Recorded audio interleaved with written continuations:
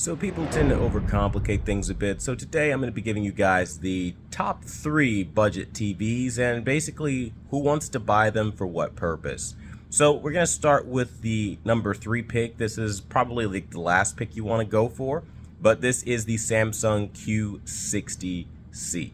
Now the reason you'd want to buy this is if you're not picky on the darkroom performance or the black levels of the television, you don't really care a whole lot about brightness output. You really just want quantum dot color, something with decent motion and modern bells and whistles. This will give you that. You don't really have to put too much effort into thinking past that.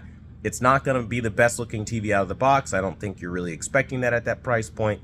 And you can usually get big screen sizes for a lot more affordable prices. Again, having to compromise things like the darkroom experience, but again, not being terribly picky overall.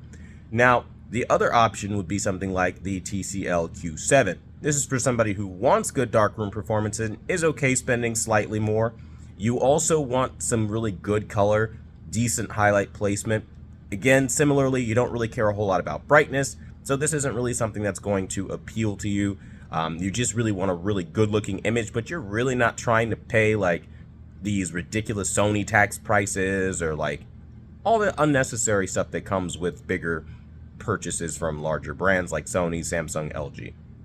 Now, the last on the list would be something like the Hisense U7K. This is for somebody who similarly you like a darkroom experience, but you value color more than pretty much any other aspect.